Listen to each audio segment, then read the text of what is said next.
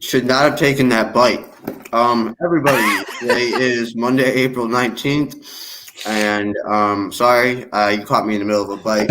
How you doing, Tom? Horrible. I feel so bad. My nose won't stop running. I'm sneezing at least 4 or 5 times every 10 minutes, and I That feel sucks. like crap. Do you get bad? Does your nose get stuffy at night, like when you sleep? No, so when I'm in my bed, it's fine. I don't know what it is. I think it's a sign that I should go back to bed, but I got stuff I got to do. I got finals next week. I got final projects due Monday and next Saturday and stuff. So I got stuff I got to be doing. So I can't be laying in bed. This happens to me at least one final season every year, whether it's in the winter or in the spring. I'm the exact opposite. Like once I go to bed or lay down, like my nose just fully gets clogged up, and a lot of times it's blood, which sucks. But Oh yeah, I get yeah. nosebleeds all the time. They're terrible. And but yeah, if you ever start getting it, get a dehumidifier and put it right by your bed. It Yep, works that's like what I did magic. out at school. Yep. All right, so obviously, this is episode 22. We're at 22. A lot to Oh talk wow. about a little bit, and so we'll get right into it. I just want to bring up Trevor Lawrence. I don't know if you saw it all, Tom, but apparently he doesn't love football. Yeah, I saw a little bit about what was going on. I went out and read his tweets and all the responses he got and everything. I don't know. I think that was just the last round of pre-draft Yeah, I think that's slinging exactly to what it was. try and stir up the potential idea that Lawrence isn't going number one. So they did the I same would thing to be Fields. I would be, I mean, shock wouldn't even come close to what I would be if the Jaguars didn't draft Lawrence. But yeah, and then you had the Justin Fields story last week, and now that's kind of coming to light that he's not really like that. I don't know. Have you seen Mel Kiper's recent mock? That I have not. Let me take a quick peek. We could talk about it when we get to football, but it does not look good for the Browns right now. So we'll see. When did he? Oh, 5 hours ago. I think he put it out last Friday, I think. Oh, the 13th. Let's see. All right, so today in sports history, while Tom looks up whatever he is crap! It's looking up. ESPN Plus. Yeah, you don't have ESPN Plus. Who are you, bro? I'm too busy to just go around reading sports. All right, well, I'll pull it up when we get to the NFL. We can talk about share your it. screen. I think we have that option. So today in sports history, in 1897, there was the first Boston Marathon. It was won by John J. McDermott in, I guess that's 2 hours, 55 minutes, and 10 seconds. It was inspired by the success of the first marathon at the 1896 Olympics. Tom, question, where were the 1896 Olympics held, and what was so important about them? 1896. I'm going to go somewhere in Greece. That's my guess. They were held in Athens. It's basically known that 1896 Summer Olympics was the first modern Olympics, apparently. And it's just so funny because Athens couldn't even host the NBA finals, let alone Olympics at this point. Yeah, Athens is nowhere near what it was. Yeah, so that's interesting, obviously. And then in 1928, the Yankees get out of first place for the first time since 1926. So clearly the Yankees were pretty good back then, Babe Ruth and all them, but now they can't find first place. Yikes. So we'll move into a little bit of some MLB. Speaking of the Yankees, they actually just got swept by the Rays. And I don't know, you're closer to it in New York, New Jersey, whatever, but it just seems like the Yankees don't even matter anymore. They're not this big bad team anymore. I'm not scared of Aaron Judge, and I'm definitely not. One thing, that Giancarlo Stanton contract is going to be the worst in the history of sports. Yeah, I mean, I don't know too many people who are uber big baseball fans here. The state and the area, I guess, is just not the same as what it used to be. But any of the people that I really do talk to that watch baseball, for some reason, are Mets fans. So I know a couple Yankee fans. They don't really talk about it too much because they're either into basketball or football, which I don't really understand the football aspect because like both teams suck. I feel like I should be an abnormality. But I understand the basketball. Like the Knicks were actually pretty good this year. The Nets are really good this year. So like, dude, you know who looked really good, or who looks really good? Oh wait, Derrick Rose. Yeah, bro, he's back with Thibodeau. I saw some of his highlights from this year. I mean, he looks good. I mean, if there was ever one athlete that you could kind of go back and the biggest what if. Yeah, and see their career, but in the modern era, it's got to be Derrick Rose because I mean the only competition to it would be Bojack. Yeah, I mean he dominated when he came in, and that's the thing too. Like you don't even see point guards like him in the NBA anymore because they can all you need a point guard to do is shoot threes for the most part. Yeah, shoot and pass. That's it. Yeah, so it's good to see Derrick Rose back, and Julius Randle's pretty good too. So yeah, he finally had his breakout year, but I understand the basketball aspect, like, and why people are getting back into basketball here, but like baseball has been like kind of the rock, the foundation of like the New York sports area for so long that I think people are just starting to get sick of it and forget about it. Yeah, I mean, it's part of baseball's problem. I think we talked about it a little bit last week. I mean, they don't market anyone well at all. They're just terrible at it.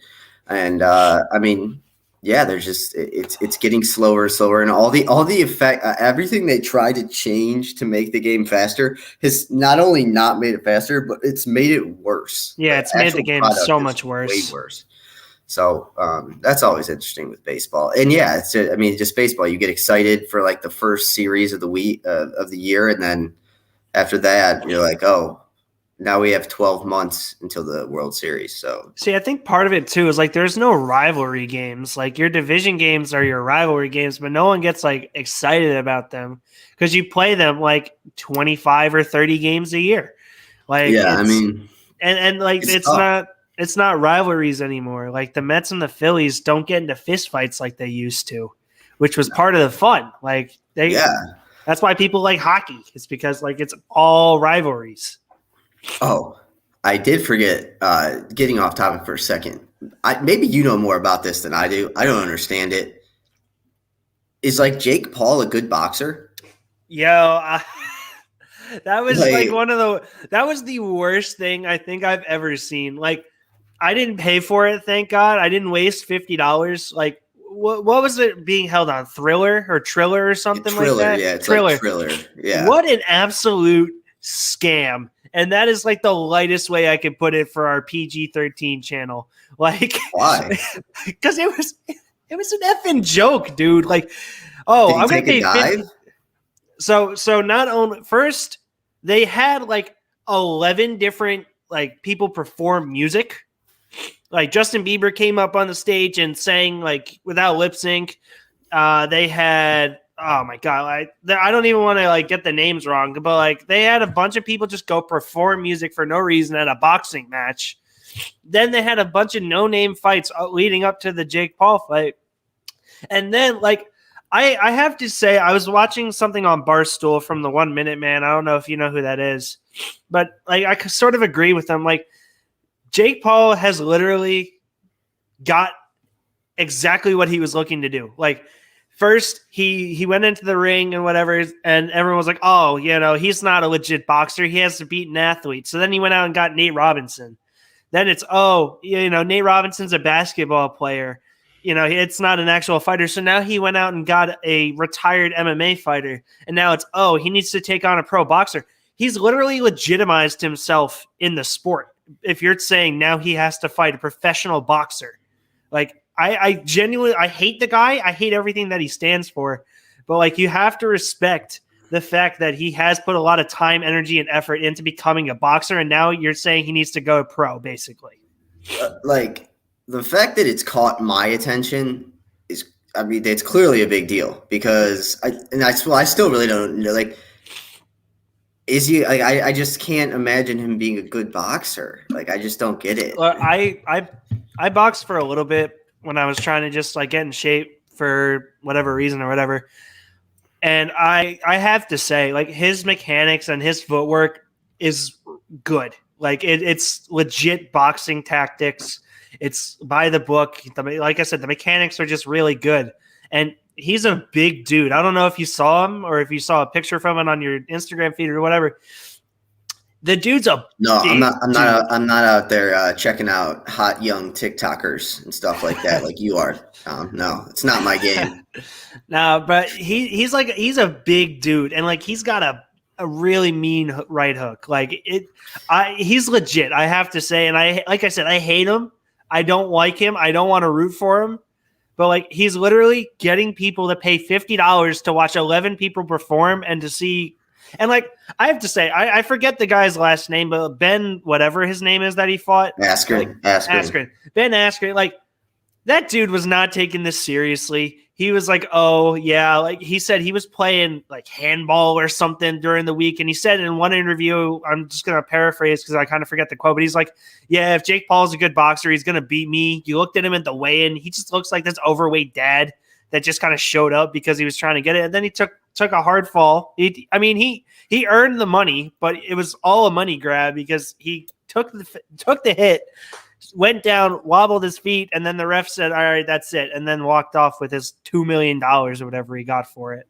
And you see him after the match, like walking with his wife, smiling ear to ear. So like it kind of sucks, but like people are now paying $50 to Triller or whatever it is so that they can watch him lose, and he hasn't done it yet. Like I respect what he's doing, and I respect all the effort that he's put into becoming as good as he is at this, but I still hate him. Like I hate him. Yeah, I have no idea who he is. I mean, he's got to fight someone legit next, right? I mean, I know that's what you said, but I mean, he's going to fight McGregor. They've been fighting back and forth on social media forever. Like they dude, McGregor's not going to take that fight. He will if there's a lot of money. I don't think so. I think McGregor's way out. I don't think he's no. But whatever. Like I said, if I heard about it, it means it's big. So I mean that's a little weird. I used to know, like, doesn't he have a brother? They're both like Logan. Yeah. YouTube, are they YouTube stars? I don't know. So they blew up on YouTube, but Jake Paul was actually on Disney Channel as well. I think it was Bizarrevark was the show. I don't even know what that is. I watched real Disney shows back in the day. Yeah, I didn't watch that. Shows. I was a teenager when he was on. But yeah, they basically blew up on YouTube. They've both been involved in some very serious scandals. So all right, well, let's just move on past him then. Right. I'm done with him, but like respect to a certain extent. I will say I did read an article that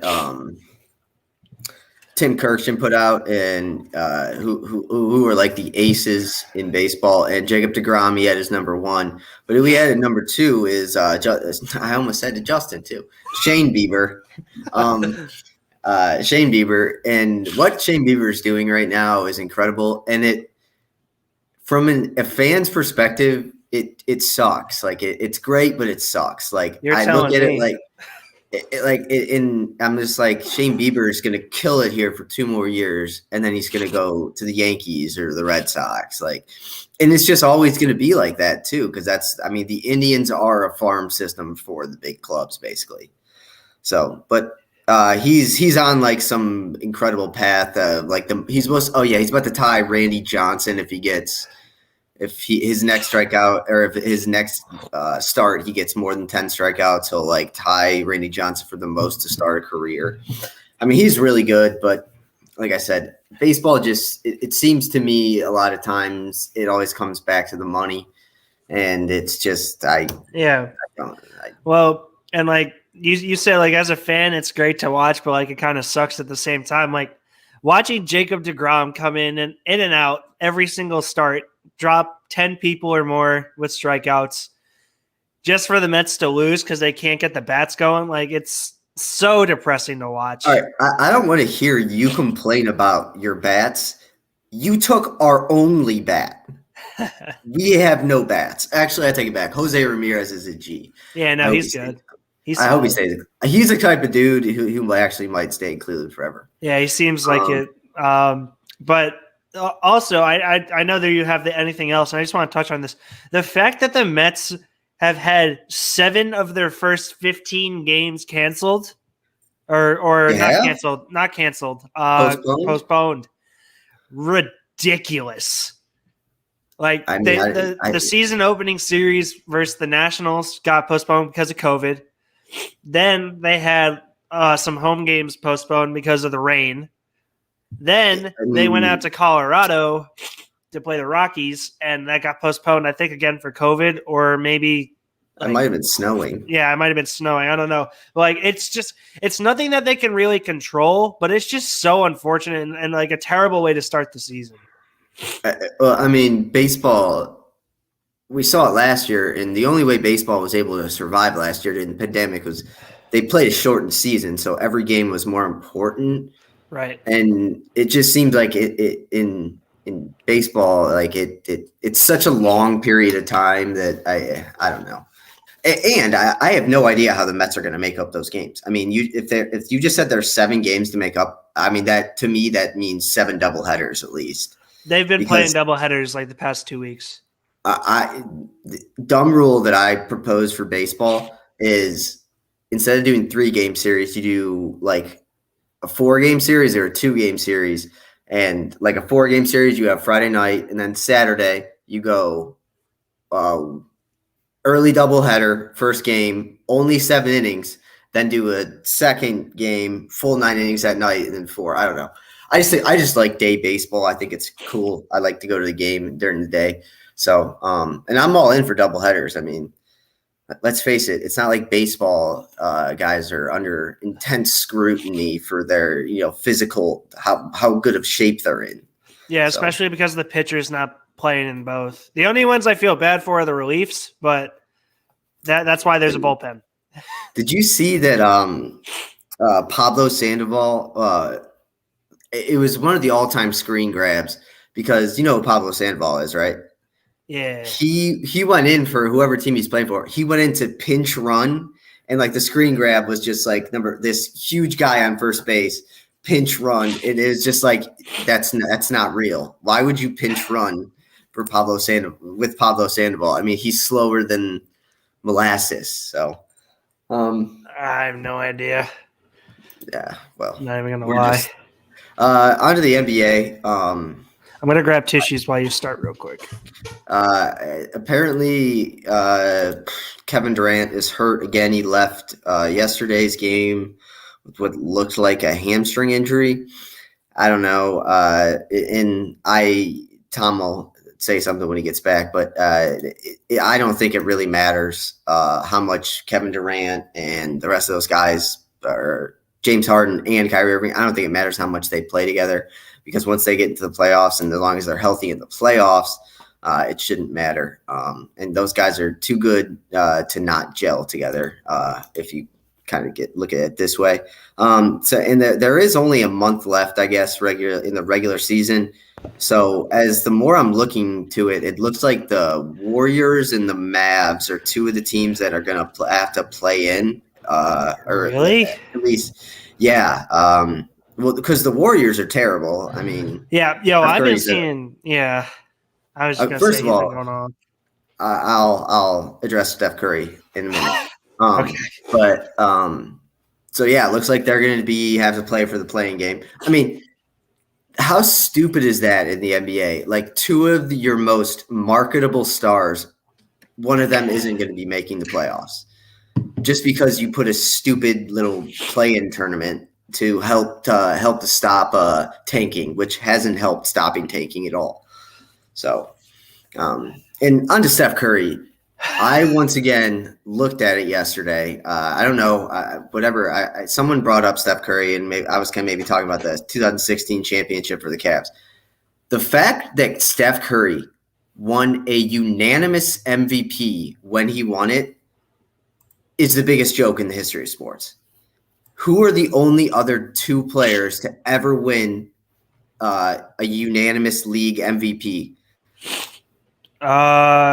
Is it in the NBA or in sports overall? There's no one else in the NBA. Okay. Sports overall.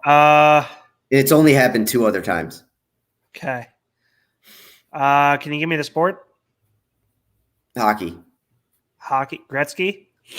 Yeah, Gretzky. And then the other sport is, I'm not going to make you guess. It's our good friend Tom Brady. He won it right. Okay. He won it unanimously, I believe, that year that they had Randy Moss. Yeah. Now that you mention it, yeah, that makes sense. So like I said, I went back to look at that yesterday because I thought in the past, I was like, you know what, there had to be other unanimous MVPs. Like, there's no way there hasn't been. Michael Jordan never got a unanimous MVP. LeBron James never got a unanimous MVP. And the fact that MJ never did and Steph Curry did is just so atrocious. I just can't explain it. How many people just fell in love with Steph Curry. I mean, people forget that the first 2 to 3 years in the league, he was basically non-existent because his ankles couldn't stay attached to his legs. And then he had one good year, and they got one good team together, and they won a championship. And even they didn't win a championship during their best year. So I don't know. Like I said, I hate Steph Curry. I'm so done with Steph Curry. I cannot wait till he retires. He's changed the game of basketball for worse. And now that his team sucks, he throws temper tantrums every game in the huddles because he's playing with a bunch of young kids. Steph, you asked for this, you idiot. You decided you wanted Kevin Durant to come play with you. You decided you wanted DeMarcus Cousins to come play with you. Yeah, now that all those guys are gone, yeah, it should be you and Nico Mannion as the only players on the Warriors. It's a joke, and I mean they even had the number 2 pick last year. They might have a lottery pick this year. James Wiseman is out, the biggest thing is I see all over Twitter now is like, get Steph Curry out of Golden State. He doesn't deserve this. No, if there's anyone who ever deserves it, yeah, this is Steph Curry, and Steph Curry needs to die on this hill because he started this whole thing. And stop telling me to free Steph Curry. I'm not going to free Steph Curry. You brought up a really good point with Kevin Durant. Like, he brought in KD. KD took the discount so that he could go win a ring, and gave everything that he had and everything. What did Steph Curry do to respond to that? Took as big of a contract as he was allowed to take. We've had this discussion a couple of times with Tom Brady. Like, the reason that he was so good and always had a really good defense behind him was because he always took a pay cut. Anytime they asked him to restructure, he restructured. Anytime he was up for a contract, he took like half of what he was supposed to be making as the best player in the league. He's finally making money now down in Tampa Bay, but it's $25 million. That's still a really reasonable contract for a starting quarterback, especially one who just won you a Super Bowl, which he just probably extended. the best quarterback in the history of the NFL. Like, exactly. That's the other thing. Steph to me is literally he will go down in history as just a shooting guard. That's all he was. He wasn't great. He was above average. He was a great shooter, but other than that, he really brought nothing to the table. The way in the 2016 finals, the way Kyrie Irving was able to manipulate him and control him with Kyrie's offense while he was on defense, the Kyrie shot that he hit, it only worked because they switched Steph Curry onto Kyrie Irving, and Kyrie Irving just easily did a step back right in his face and nailed the most clutch shot ever in his face. So I'm done with Steph Curry. Go back to Davidson. Get out of the league. Just go away. And thank God he doesn't do it anymore, but thank God he doesn't bring his daughter into those press conferences anymore. That made me so angry when he used to do that.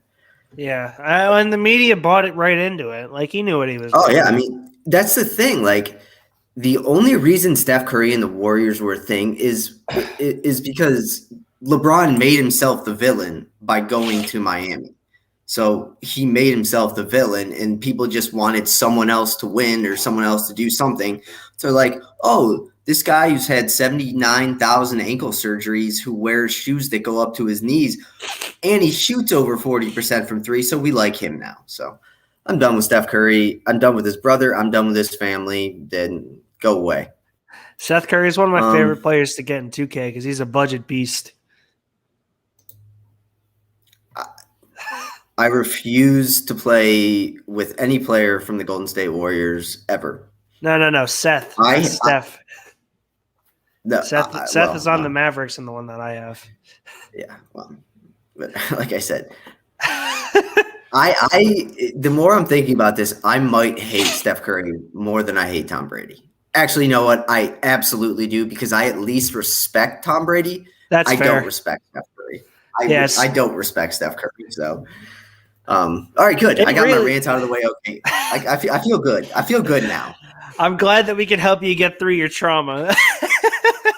It was so random because I was just like looking it up yesterday, and it made me so vehemently angry that I was just like, so I don't know. Maybe, hey, Steph, why don't you come on the podcast, try to defend yourself? You won't. You're too scared. All right.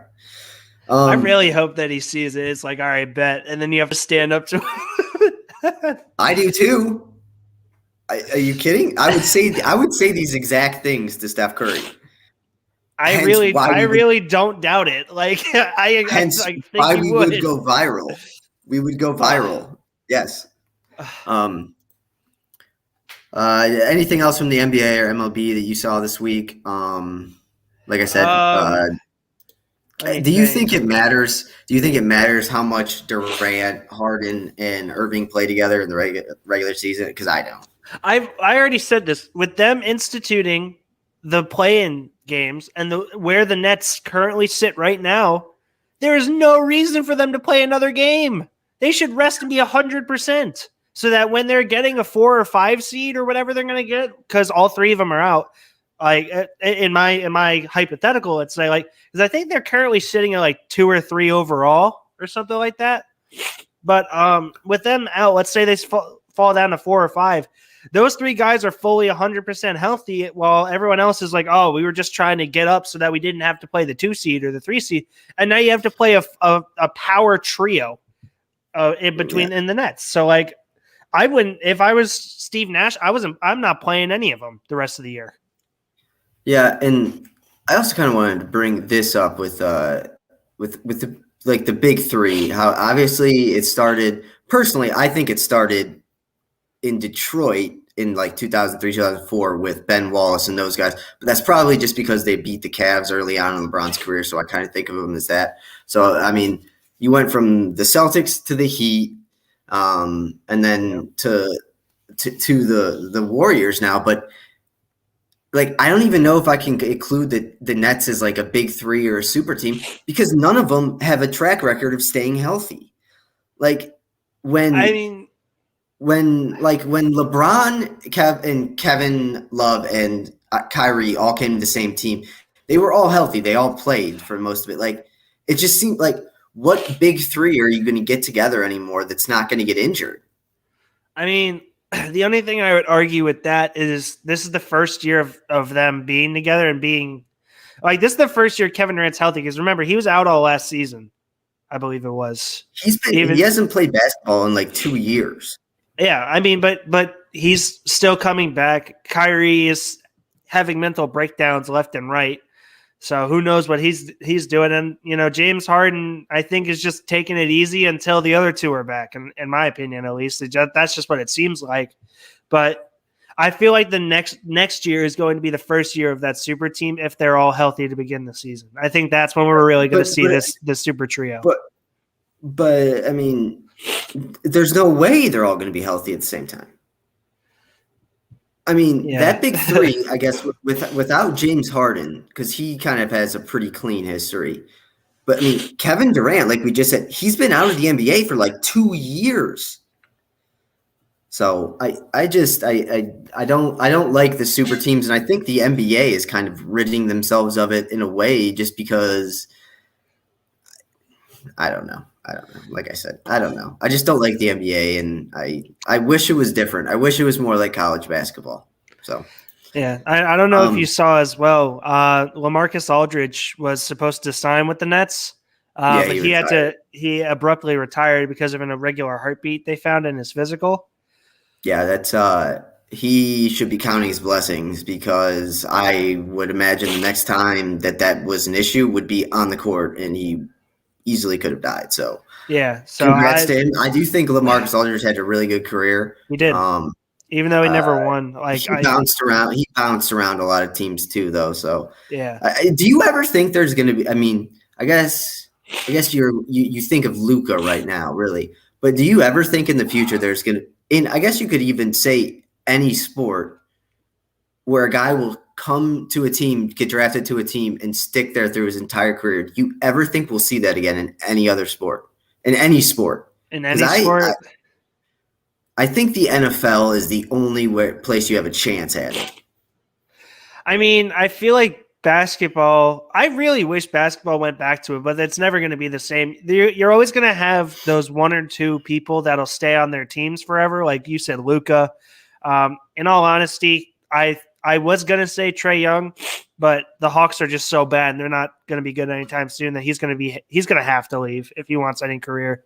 But like a I guy, mean, going back to sorry, I didn't mean to cut you off, but the fact that the Hawks are so bad and Trey Young isn't even in the same atmosphere of the player that Luca is, and they traded to get Trey Young.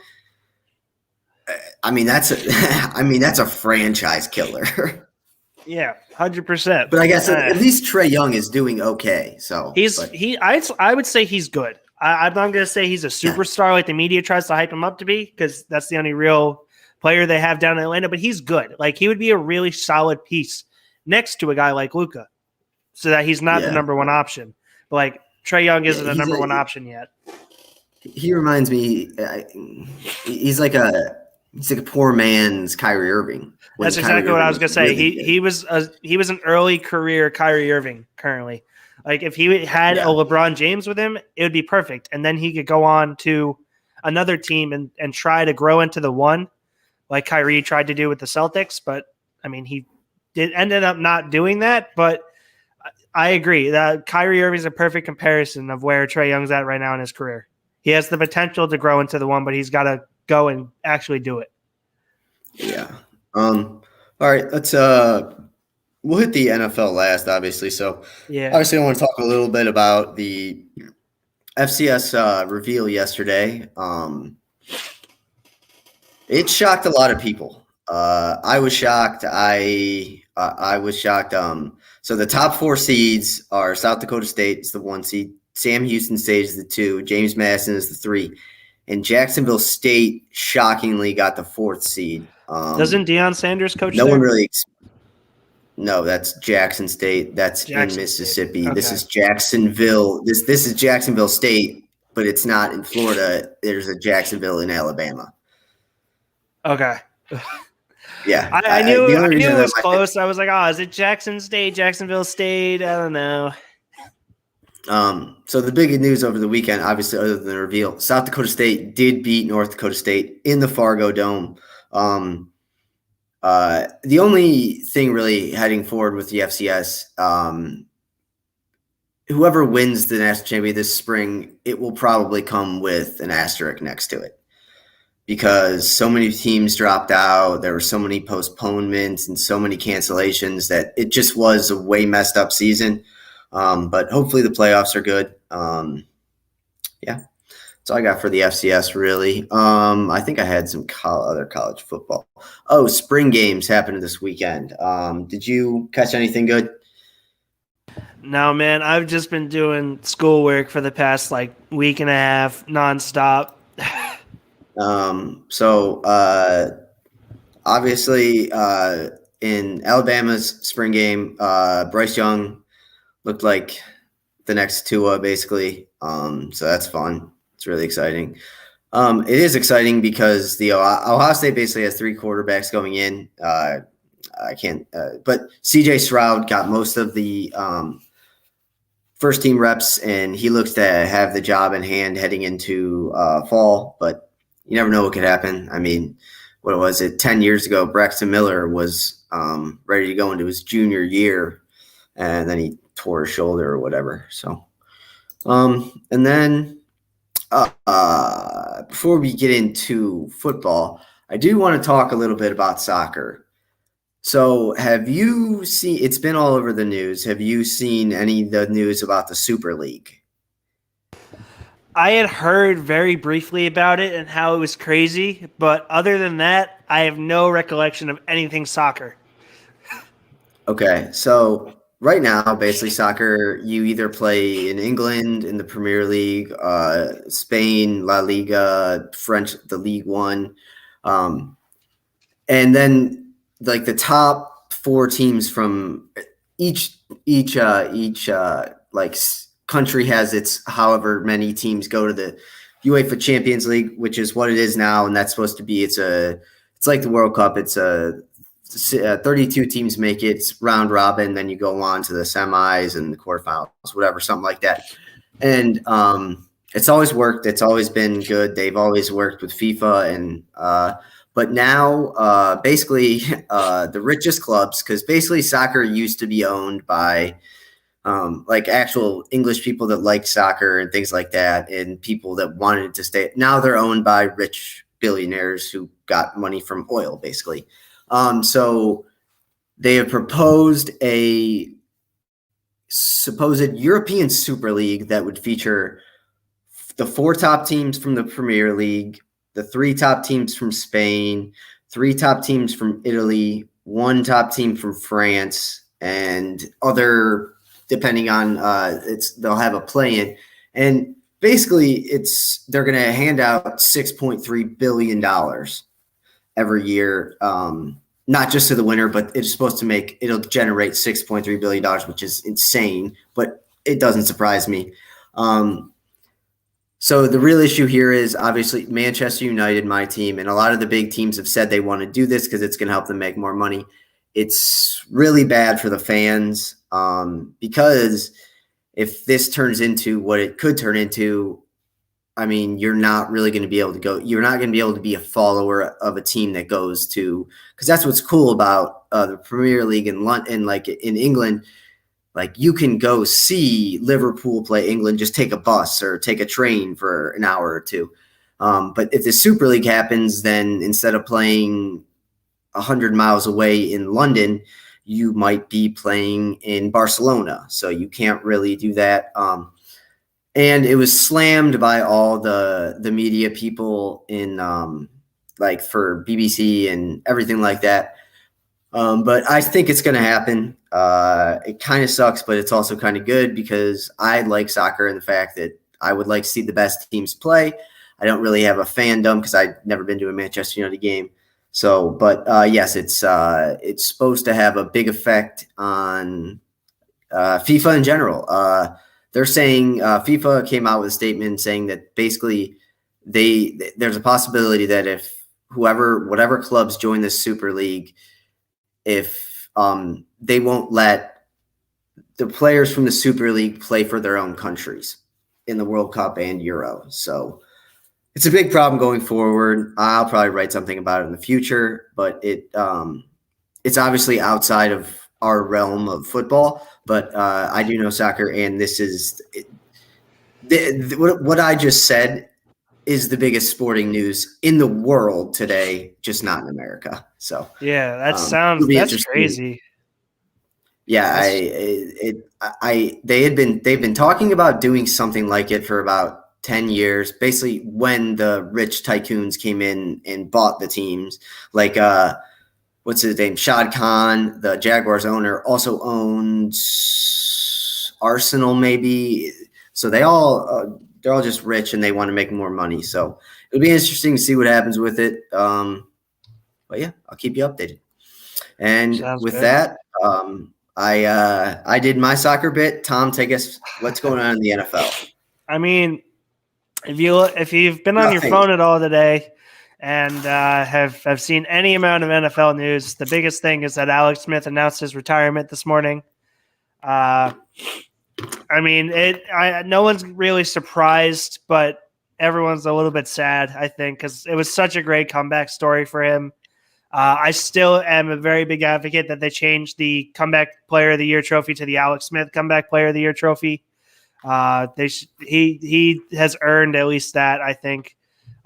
It's an incredible story, and he had a really great career, and it kind of sucks that he got pushed out everywhere he went. I mean, if you think about it, he started with the Niners, got pushed out for Kaepernick, went to the Chiefs, got pushed out for Mahomes, then went to Washington and got basically benched for Haskins, but he also got hurt. But I mean, I get overall good career. I'll be the devil's advocate here. Like, I get it, the story for everything, blah blah blah. Why would you name the comeback award the Alex Smith Comeback Award? Like, I mean, same reason that they named Walter Payton Man of the Year award. You could just have it as Man of the Year award. I don't know. All right. I just want to. We understand that Alex Smith wasn't a very good quarterback. Like, you just mentioned, he got pushed out of two places. Yes, he did, but he got pushed out by two quarterbacks who were better than him. Relatively. No, 100% better than him, especially in San Francisco. Alex Smith had no reason running that offense in San Francisco. It should have been Kaepernick from the beginning.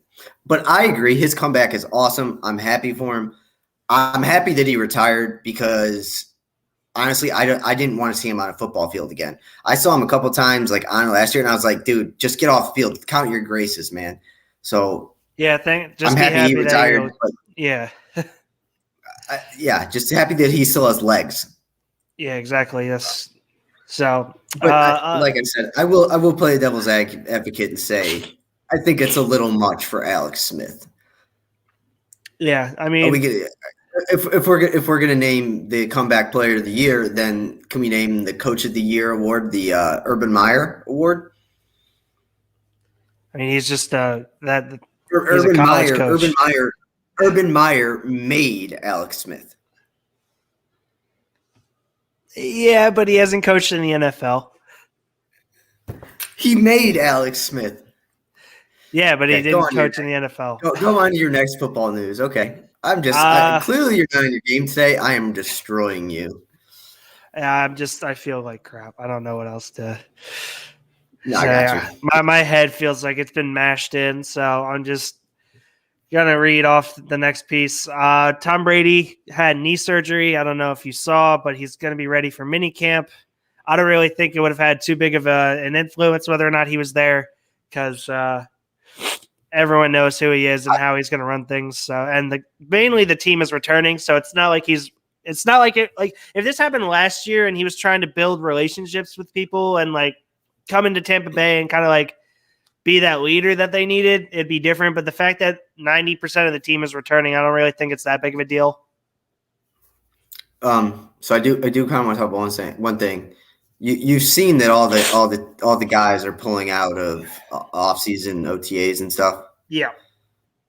So I completely agree with players on that one. And B, as a fan, I don't want to see Baker Mayfield, Nick Chubb, anyone we signed in free agency, Odell Beckham, I don't want to see anyone who has the chance to touch the ball play a snap of football until opening day. Yeah, I don't want them on the field. We learned it last year. The preseason is dumb. It is stupid, and especially for a team like you said, like the Buccaneers, like they're all coming back, and even with the Browns, all of us are coming back for the most part. Like, yeah, get him in like a month before the first game, and that's it. Like, but I don't want to see. My biggest fear is that Jadeveon Clowney gets injured in minicamp. Oh, I forgot about Jadeveon Clowney. I forgot. How did you forget about it? I don't know why, but I just didn't think about him getting hurt in the preseason. That would suck. That would be awful. My God. Oh,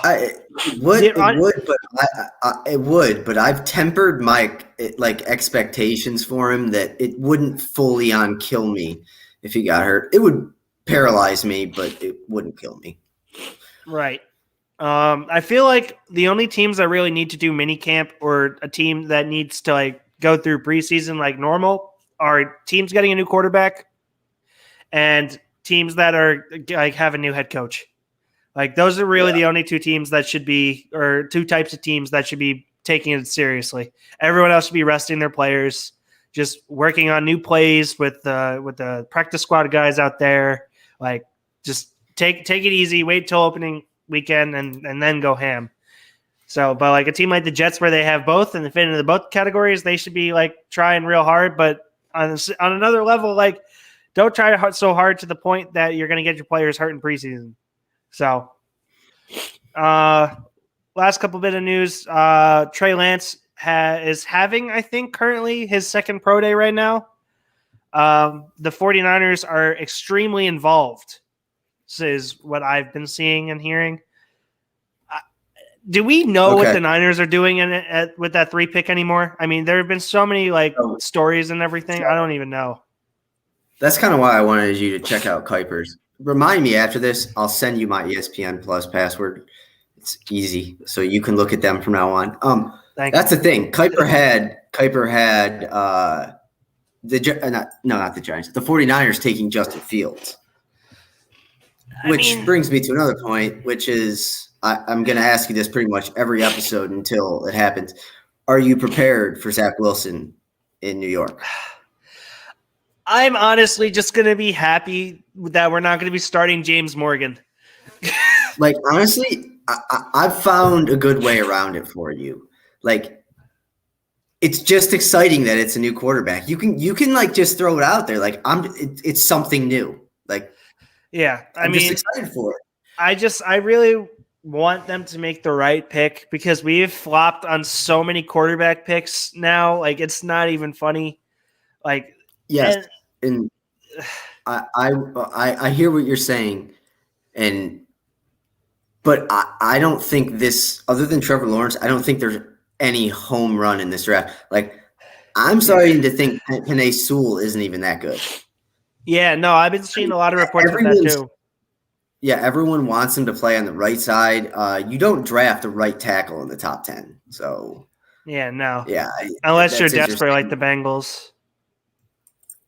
But they're not that desperate. I mean, they could keep playing Williams on the outside at the left. I guess, but like I said, so here's a question: if you're the Bengals at 5, because this is obviously the questions everyone's been asking. If you're the Bengals at 5, do you take Sewell or do you take Jamar Chase, who was with Joe Burrow at LSU?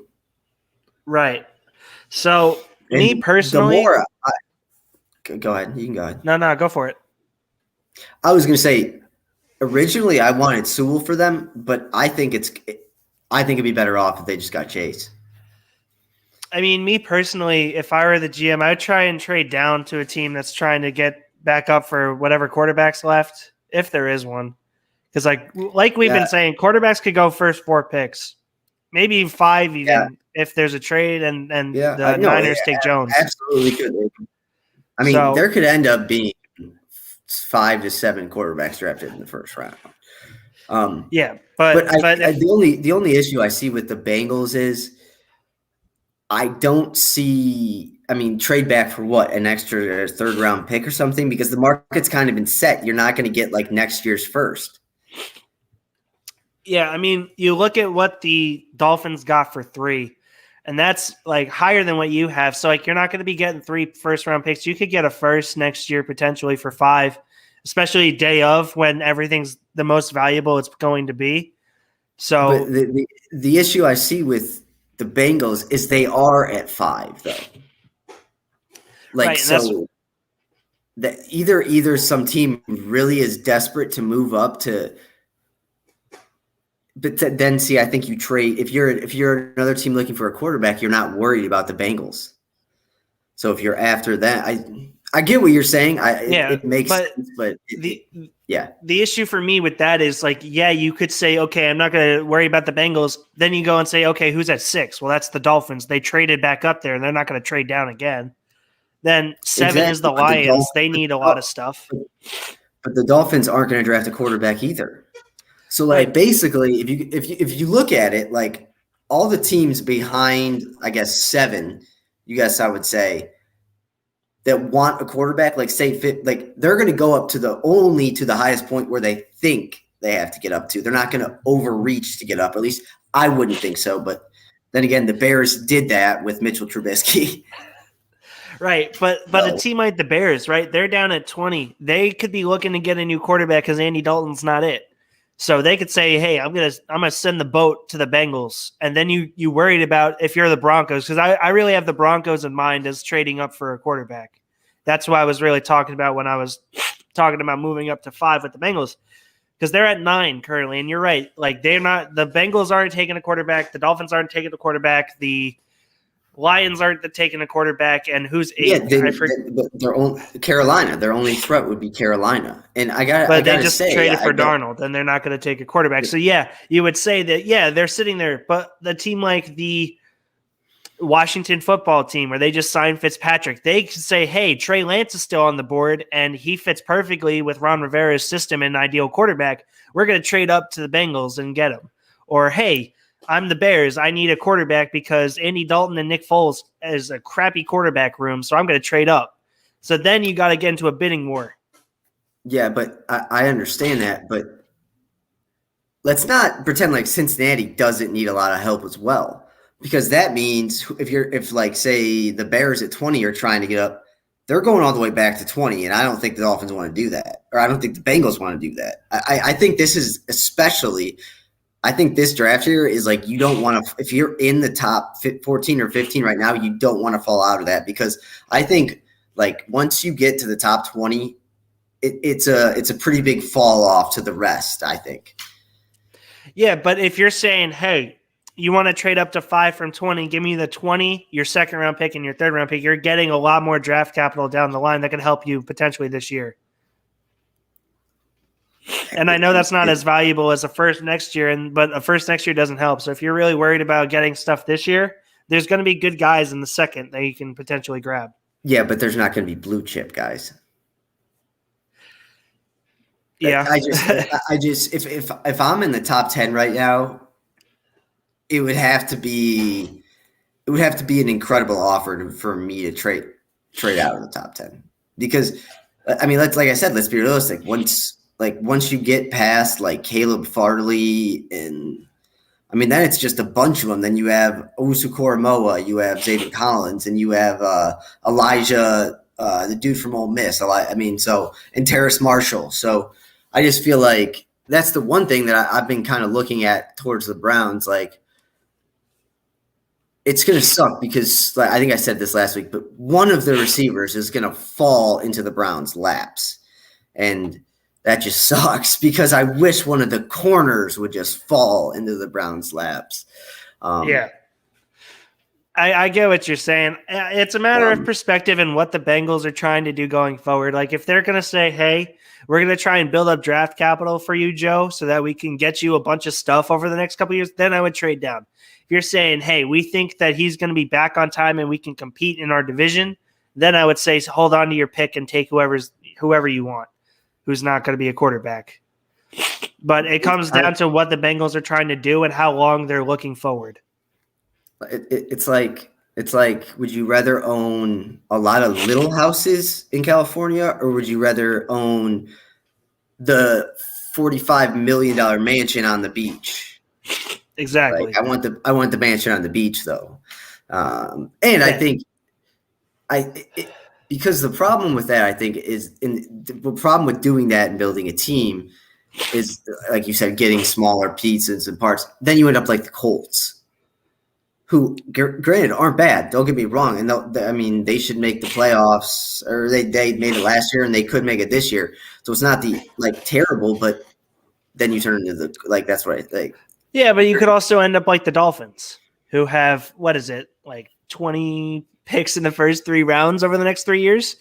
I mean, you could be the where did I have it? Oh, I don't know. Who is the team I was said has like 34 picks in the NBA draft the next 7 years? I think The Thunder. Yeah, I think the Thunder have like 34 picks in the next 7 years. Yeah, something like that. Which means they're just basically going to get 5 new players every year. Yeah, they get 5 picks every year. They're going to trade for some big star. I've played 2K and I've been the GM. I know what I'm doing with that. You're trading for a big star or two.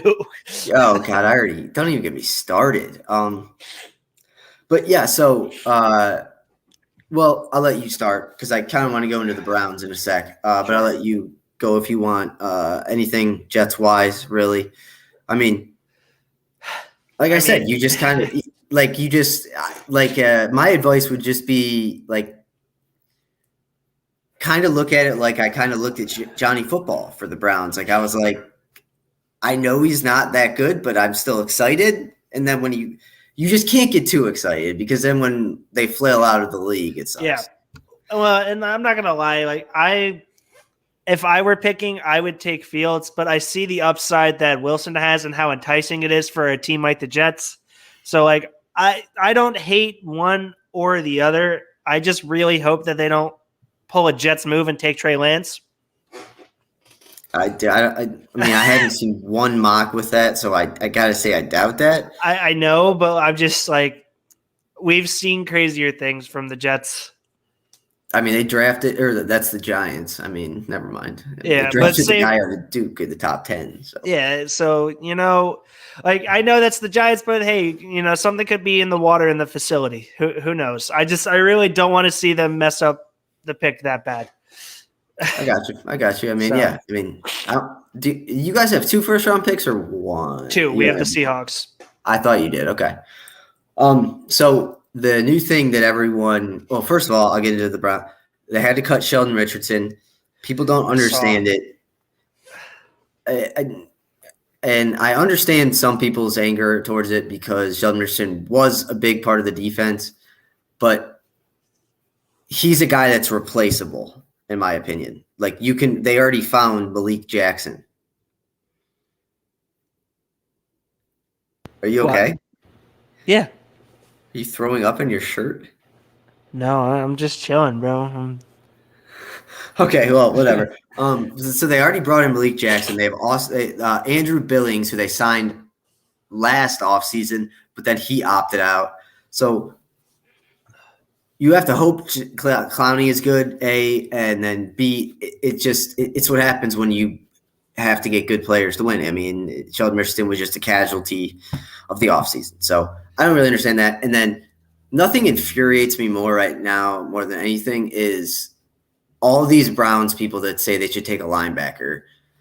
They shouldn't take a the linebacker should be their last choice because I don't know if I talked to you about it, but going into next year, you're assuming Grant Delpit's healthy. So they're going to 85 to 90% of the time, they're going to run something that resembles a 4-2-5.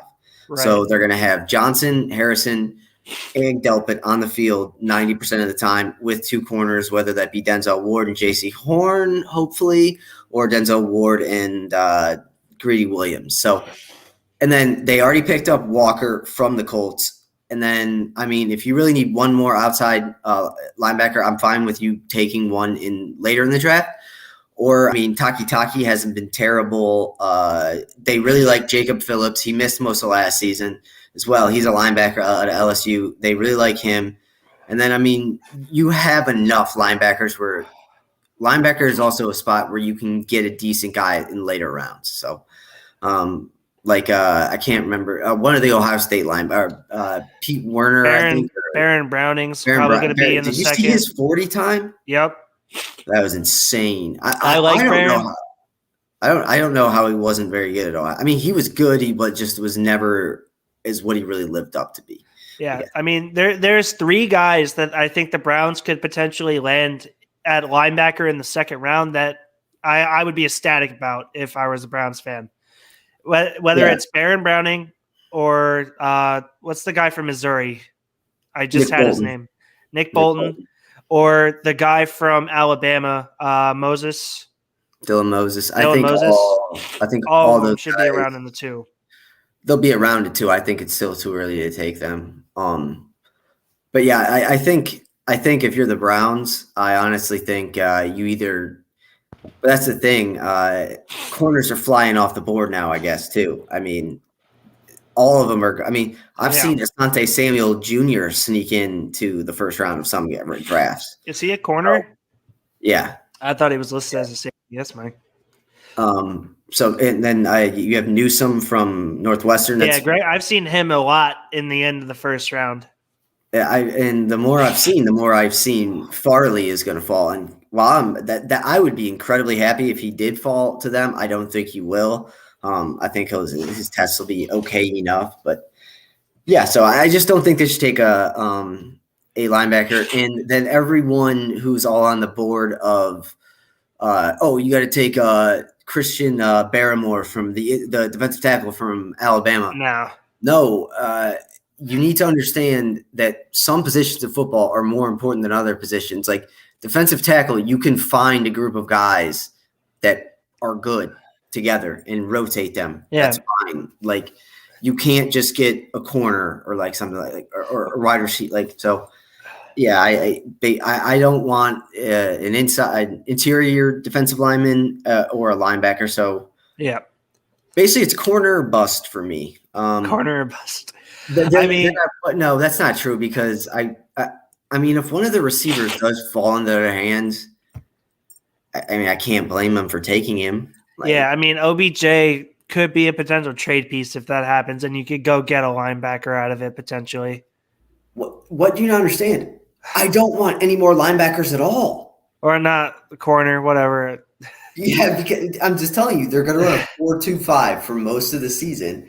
And I mean, if by drafting another linebacker, you're basically saying that all the work that Taki and Mac Wilson, who does suck, and some of the other guys have put in means absolutely nothing. So I don't know.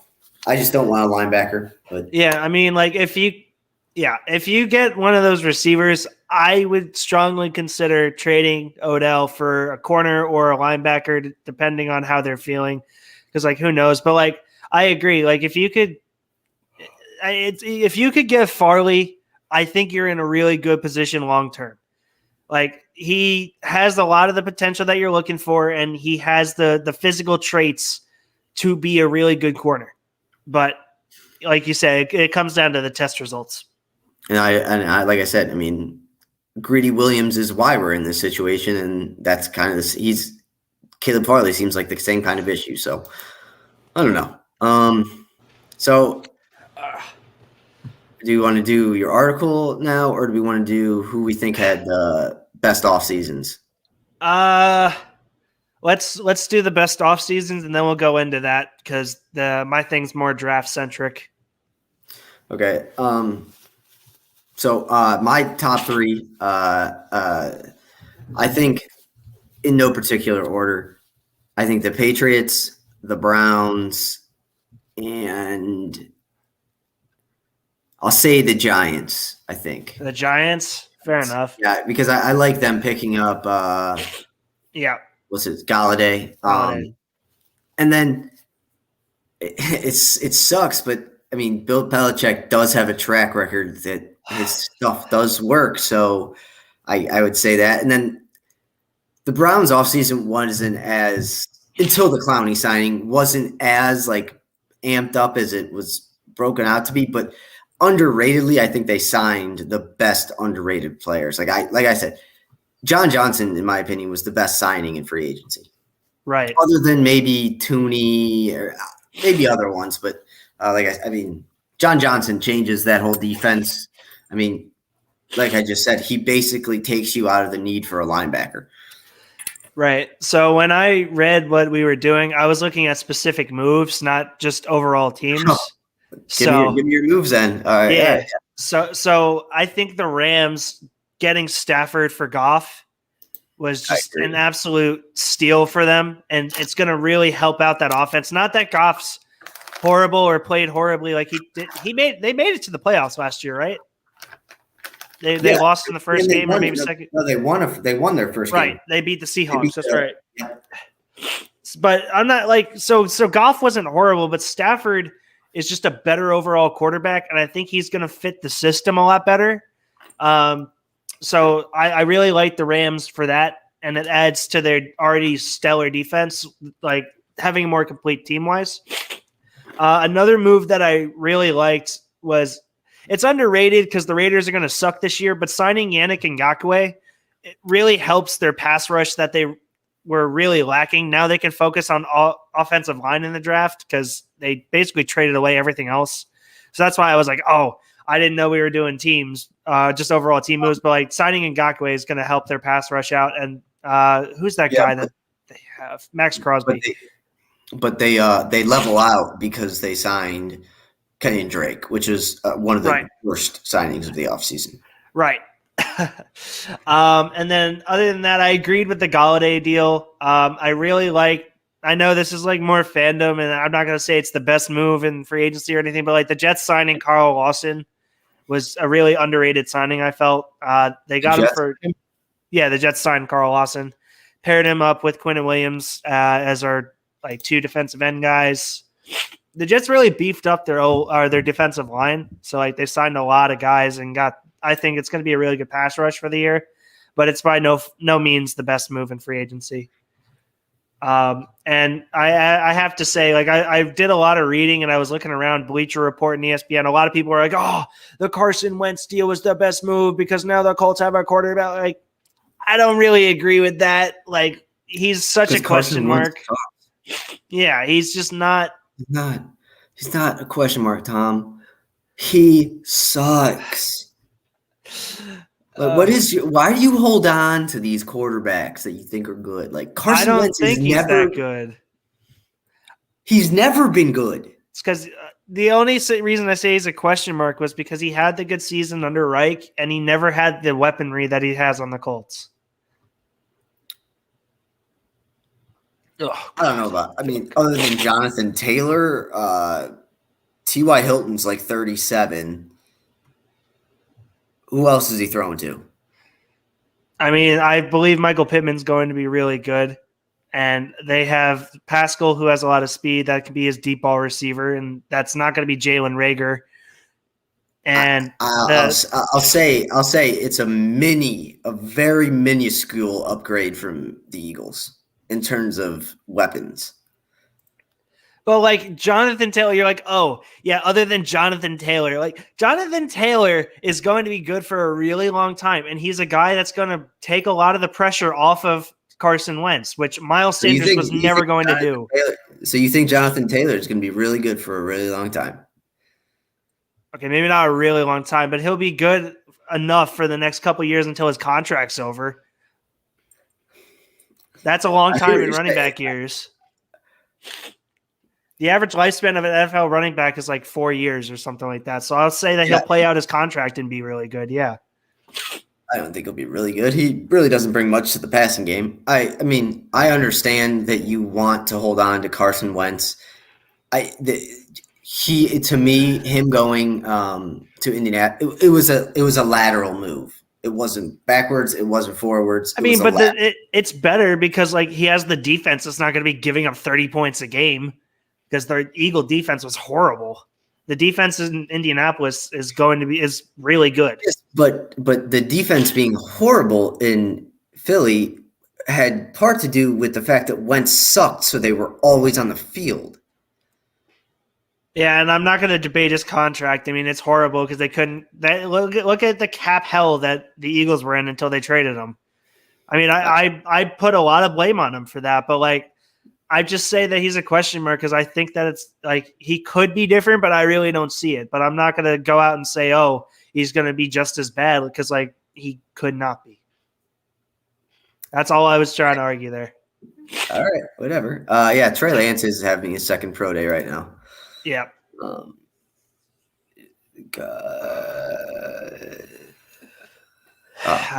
I just hope the Jets aren't there. In my opinion, other than Trevor Lawrence in this draft, you're kind of getting a wild card no matter what. Yeah. Anyway. Yeah. Anyway. All right, let's go to your article. All right. So last time we left off with the Los Angeles Chargers. How many teams do we have left? 1, 2, 3, 4, 5, 6, 7, 8, 9, 10, 11, 12, 13, 14, 15, 16, 17.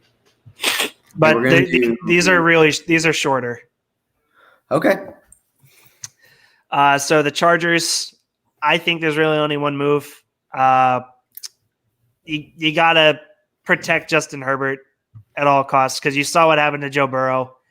I know Justin Herbert's bigger and he's, not as injury prone. Like, who knows how that's going to work. But, like, they got Corey Linsley, which was a really good start for rebuilding the line. But they really need to get another piece or two for me to be comfortable with that line with Justin Herbert.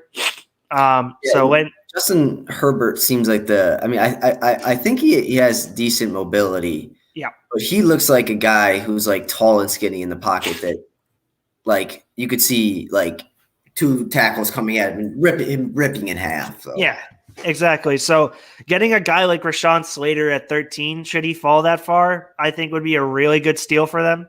And then potentially getting like a veteran presence inside, like Alejandro Villanueva is the guy that I mentioned in here, even though he's really old. But he's a tackle too, isn't he? No, he's a guard. So if you have a line featuring Linsley, Villanueva, and Slater, I think that's a really good start. Yeah, I don't. What pick do they have? 13. Slater keeps moving up every single draft I've seen. So yeah, I mean, I wrote this relatively early on when I was doing this, and he was still hovering right around there. I've seen him starting to go like 10, maybe 9.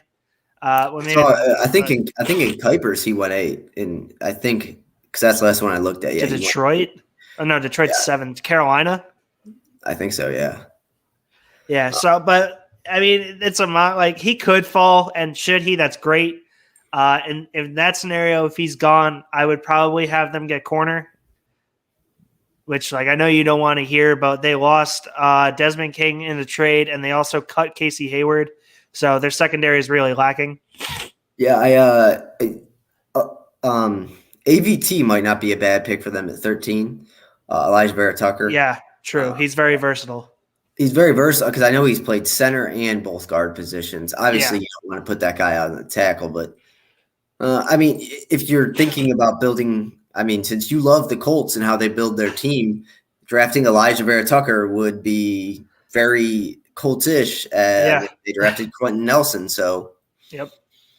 Yeah, I mean, I agree. I think I had one of my mocks that I was getting ready to publish, but then I moved it around. I think I had the Colts taking him. Yeah, I can't think of anything.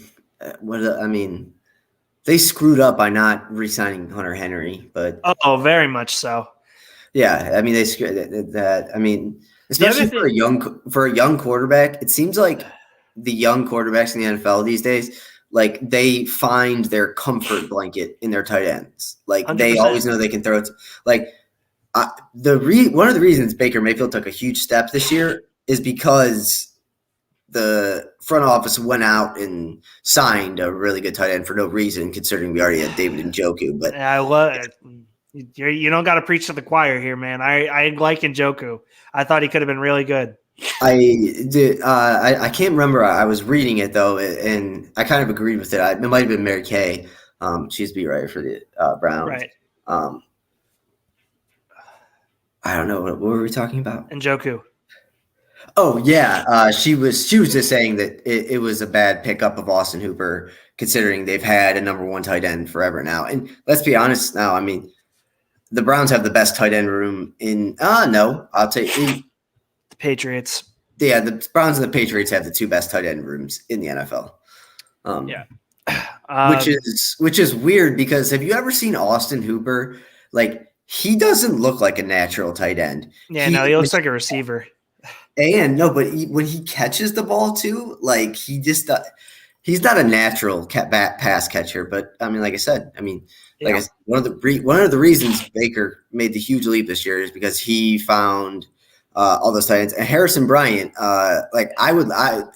if I had a choice to make, I'd rather they trade Austin Hooper right now and keep Njoku and Harrison Bryant. Yeah, because those two are a really solid duo, and we saw it when Hooper was hurt.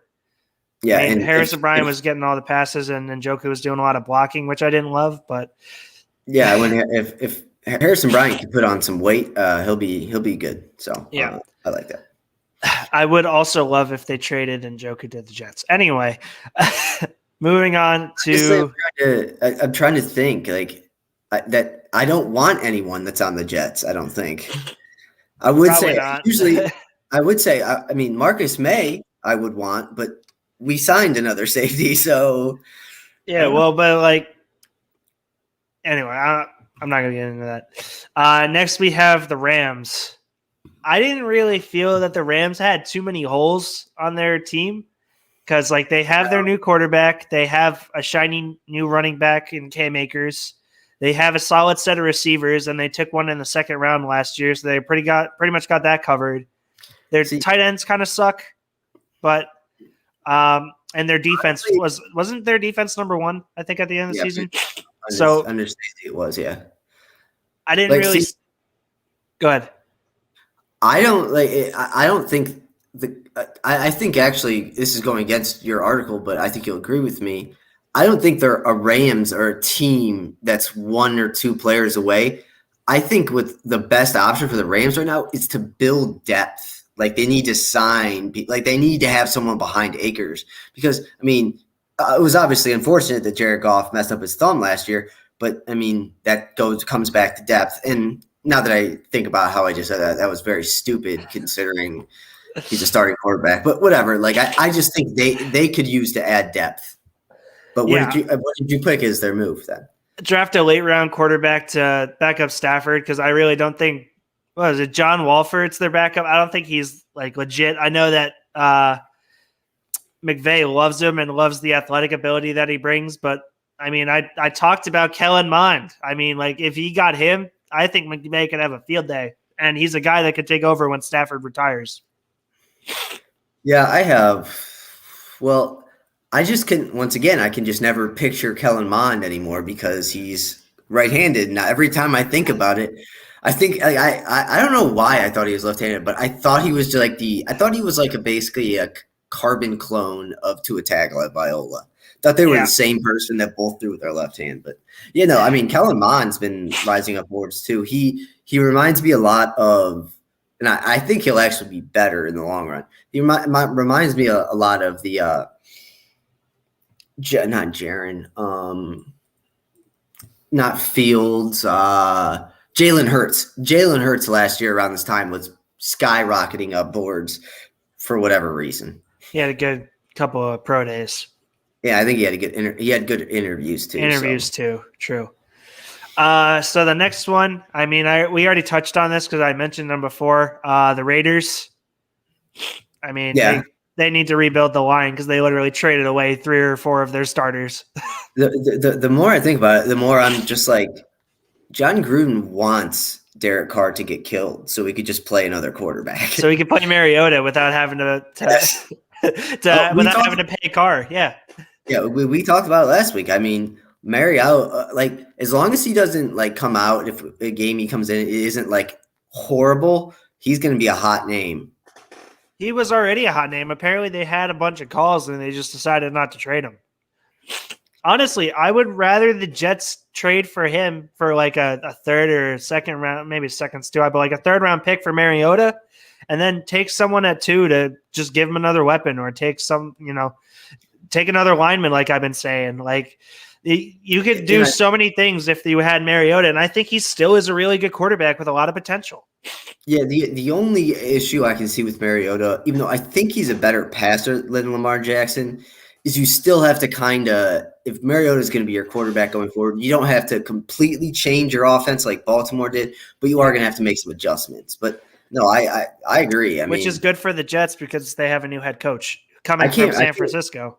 Yeah, I can't remember the last time there was like this good of a young young player that was still not super young, kind of young now, but it's surprising that he's still like no one has him starting this year. Like, it's crazy. I thought the Bears should have traded for him.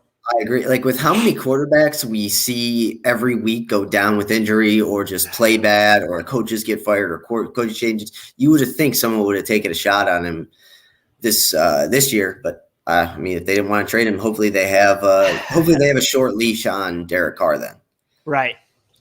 because I would love to see him to play. Yeah, I would love to see him just light it up when he goes out again, like we did that one Thursday night game. The next one is really quick. Jacksonville. I mean, if you're trying to go win a Super Bowl in the next couple of years, take Trevor Lawrence for the love of God. I mean, yeah, and I know the whole thing was like everything that came out about him, it was like overdone. It was obviously a plant by the media, but I don't know. I don't really disagree with it. I mean, he is like a nonchalant guy. Like, I don't know if he needs football to be happy. I don't know. I guess we're going to see as his career progresses. I mean, if you think about it, next year is going to be a scenario that he's never really had yet, where he will have some at least competition. I mean, he's going to be the starter, but he'll have some competition. Like in high school, he was the starter in 9th grade. In college, he started from his freshman year at, I think, the 5th or 6th game on. And I think the jump to the NFL and how much faster NFL defenses are than college's defenses, I think he might struggle a little bit early on, and I don't blame him for that because he's basically surrounded by nobodies. But it would not surprise me if he starts off not the best. But I hope he starts out better. I hope he does really well, personally, but that's just me. The next team we have is Miami, the Dolphins. I'm going to tell you, I didn't have a specific move for them. This was one of the mindset pieces. Like, they're doing a really good job down there in building for the future. So they really just need to stay the course. They have a crap ton of picks. They have a bunch of young guys. Just stay the course and keep building off that, and you're going to set up for a really long time, hopefully. Yeah, and it's kind of like the Browns. If the Browns had another corner right now, I'd just be like, hey, keep it all together for 2 more years. Exactly. Really, the Browns next year they have to be really good next year, and then you kind of have to figure out the money after that. But speaking of the Browns, I was reading something on them, and they were regrading the 2018 draft. It is crazy that Nick Chubb fell to the 2nd round. I guess I don't even know if he didn't even fall to the 2nd round. And the fact that Sony Michel went before him is just dumb. I hated everything about it. I knew Chubb was going to be good. It's got to be so hard to be like a running back scout, because you just really never know what you're getting. I'm not gonna lie, I thought Trent Richardson was a for sure thing for the Browns. And then he decided that he could no longer see and just runs into his. He didn't have the Alabama openings. Yeah, well, no. Have you ever seen the picture of him? There's been multiple of them, but on the goal line where there's a huge hole to the left, and he's just going right into the defense. Yeah, But yeah, no, I think I mean, there are some teams right now that really the best option and the safest option is just stay the course. Don't it's almost like don't reach outside of your area code kind of thing. Don't trade away a crap ton of those picks for Deshaun Watson was really kind of what I talked about, because that's not setting you up for a long-term future potentially, because he has a huge contract and you're not going to afford to pay for a bunch of these young guys. Yeah. But hey, cheers to us. That was the first time we mentioned Deshaun Watson on this show, so it's good. We're slowly phasing him out. Trying to. Next team is Minnesota. I don't know if you know, they signed Patrick Peterson and Xavier Woods to 1-year deals. Patrick Peterson's 30 years old, can't really be a cornerstone for the future, but he's a good kind of gap guy. Woods is 25, but he still needs to break into his potential. So I would like to see Minnesota solidify their secondary and sign another 1-year guy in Richard Sherman. Who'd you say? Xavier Rhodes? Woods. Xavier Woods from the Cowboys. Yeah, I'm looking at him. 25 years old. I have no idea who this guy is. I've never seen him in my entire life. It's probably because he got burnt a couple of times. I think he's a safety. Yeah, it looks like he's safety. I thought you were saying when you said Rhodes. like the old the Colts corner. What's his Yeah, name? no, Xavier Woods. I'm sorry. Yeah, no. I mean, don't say sorry. I just never heard of that guy. Yeah. He, like I say, he's 25, has a lot of potential, but they need to crack him open. So I did see this move. It was kind of a hypothetical, but did Malik Hooker sign back with the Colts? I don't Or is he know. a free agent still? Because I saw somehow out there that like for the Browns, a great backup plan. If Yeah, he's Grant a free Delpit agent. doesn't come, yeah, if Grant Delpit doesn't come back fully healthy, then go to Hooker, which I would love. I mean, that's perfect. But I mean, you could just get him anyway and not have to worry about someone falling. yeah, but then you get the point of like Delpit looking over his shoulder the whole time. Yeah, He's but still he's still a if Greedy rookie. Williams really is as bad as you say he is, I mean, if you're running 5 secondary guys, having him could just slot in for Hooker or Hooker slot in for Williams and have Williams be waiting on standby.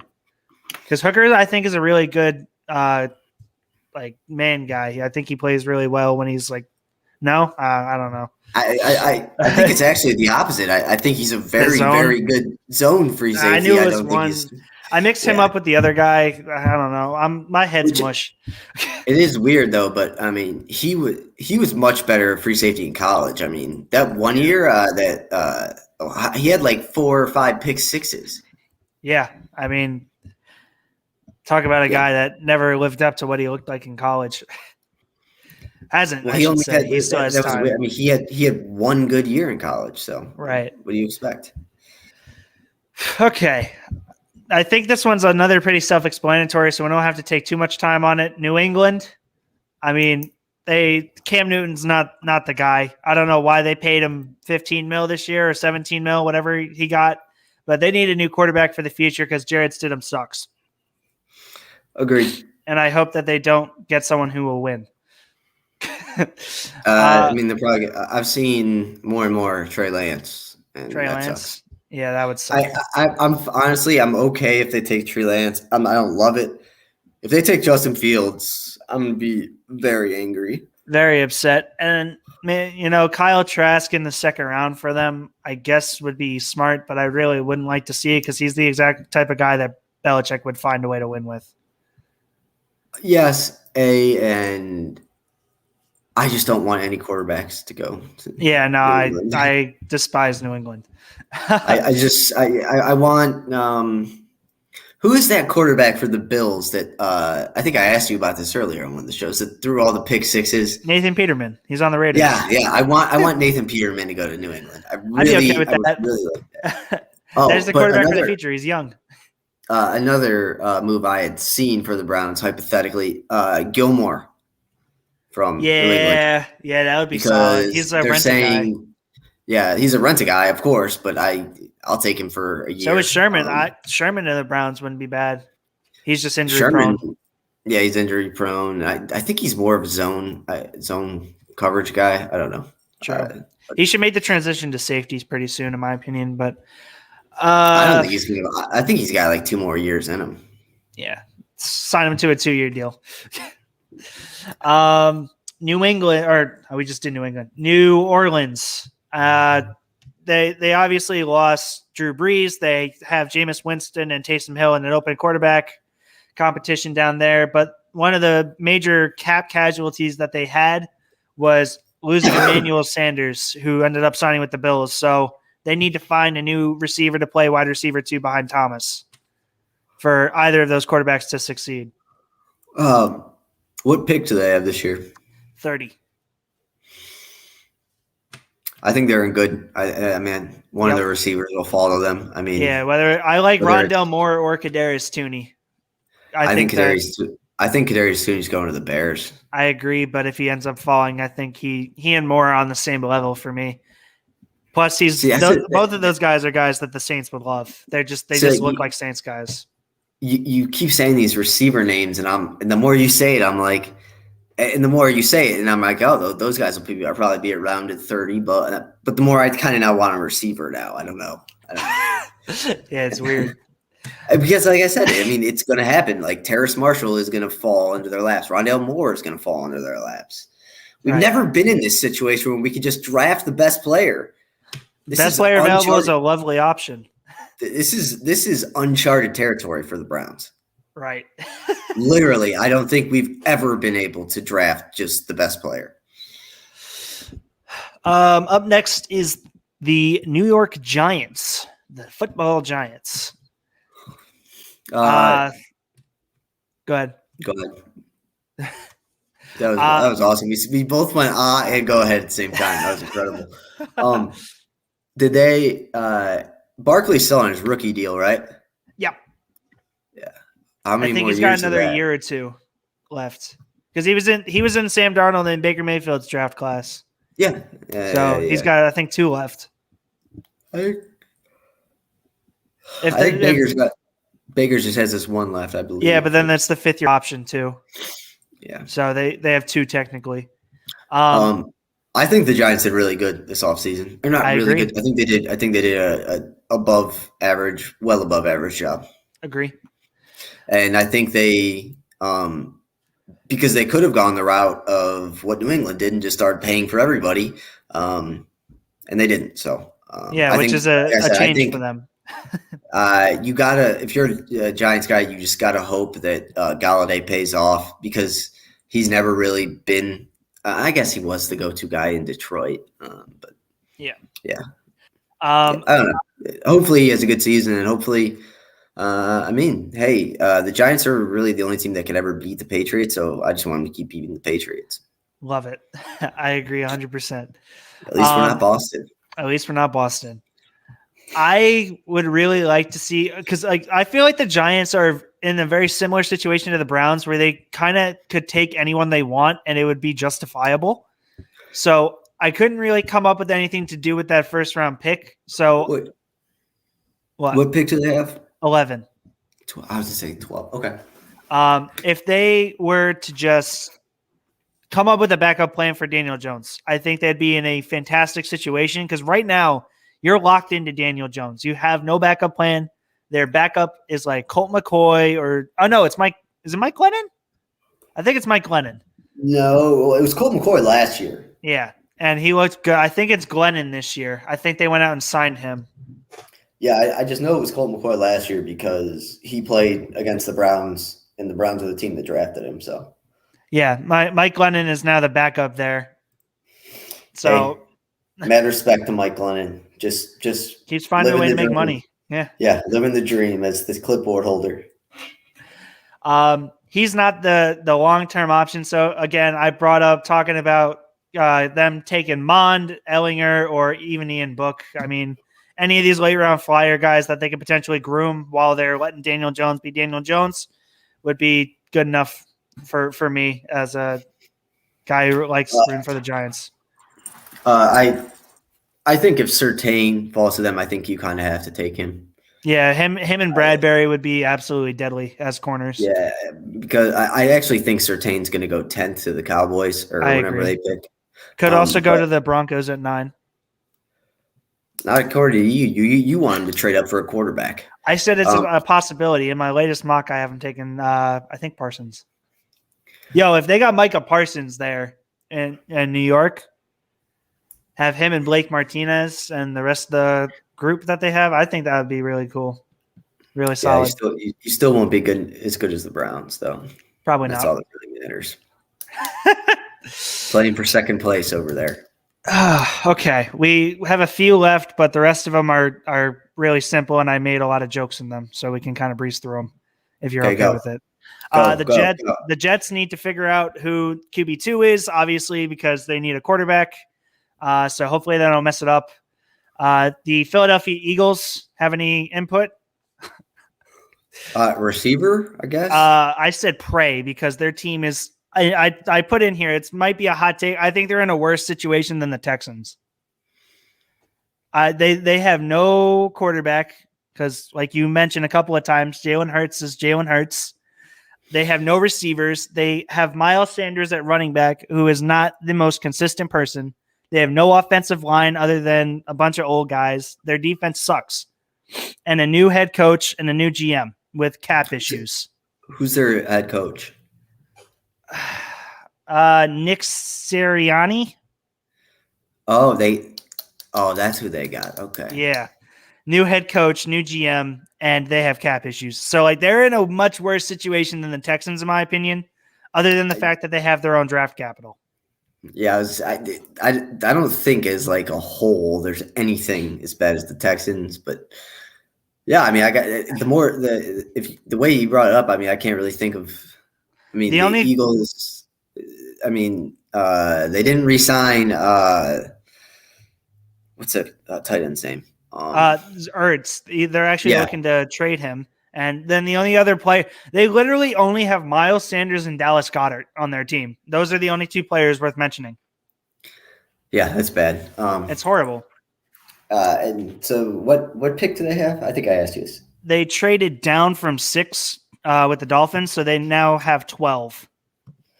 I don't think a quarterback's going to fall to them there. So, yeah, I don't know. Oh, that's Trey Lance potentially, because you said he might go to the Patriots at 15. No, I think I don't think Lance is lasting until 15. I think the Patriots will have to trade up. Okay. Yeah, I would be somewhat surprised if any of those 5 quarterbacks made it past 10. Sure. Next team on the list is San Francisco. Self-explanatory. They need to not take Mac Jones 3rd overall because that's just the wrong pick. Yeah, I don't. I mean, Kyle Shanahan had his best years in 2012 with I can't remember, but whatever. He had his 2 best years in 2012 and 2016, and they were one of them was when Robert Griffin was really good, and then the other one I can't remember. But Matt Ryan. I mean, yes, maybe, yeah. But Justin Fields is exactly the type of quarterback that Colin Kaepernick kind of was. I think Justin Fields has more arm talent than him. But obviously I think Kaepernick was faster, but I think he's a perfect quarterback for Kyle Shanahan's West Coast offense. I was just going to say, for the West Coast offense, I think Fields is perfect.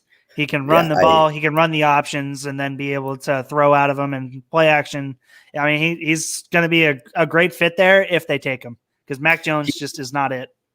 He's maybe not, but maybe I don't know. Maybe I'm right, but he seems to be the first like dual threat quarterback in a while that's come into the league that really isn't that dual threat, that really still looks to pass more than anything else, and really only uses his legs when he has to, which is that's why great. you understand. That's why I want him over Zach Wilson.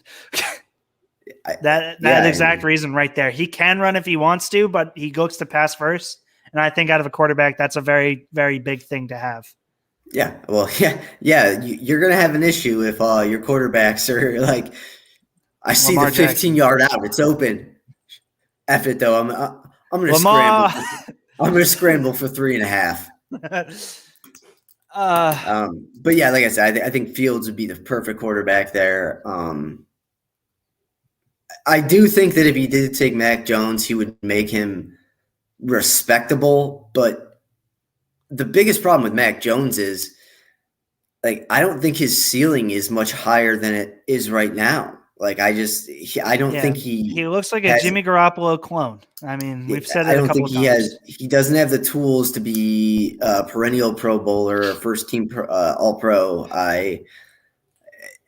Maybe Fields doesn't either, but I think Fields gives you a better chance. So I don't know. Yeah, but I agree. Even though we've heard for the past 2 weeks that he really wants to draft Mac Jones, I would still be surprised if on draft night he takes Mac Jones.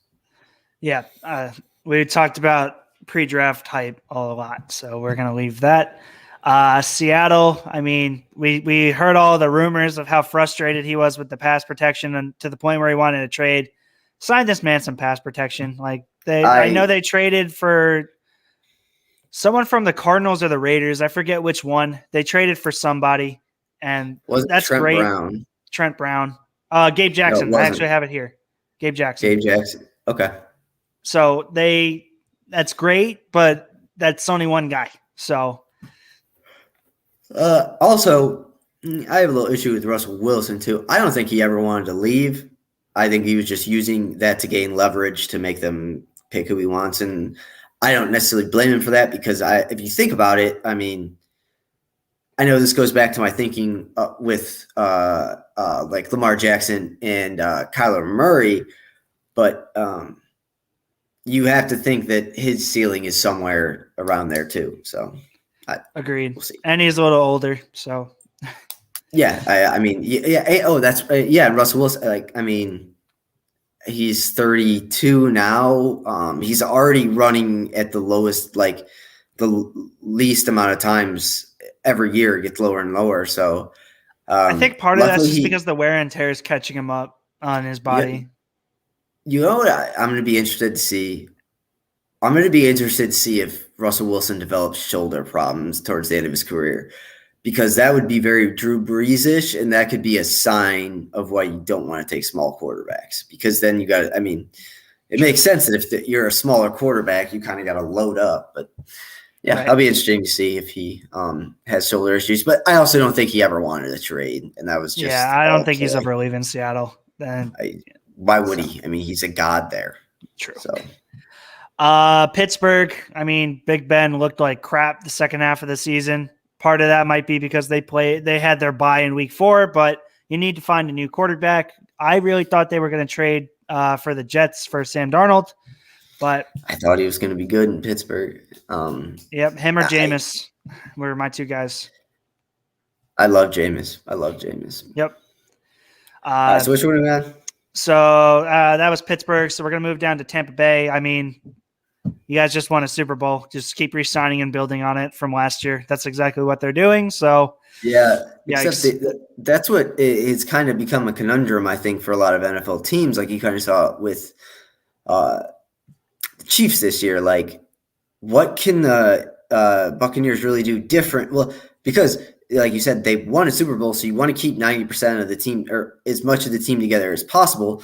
But then again, if you want to keep that team, you're not getting any younger guys. You're not getting anything like that. So eventually your window shuts. But yeah, it's good for now.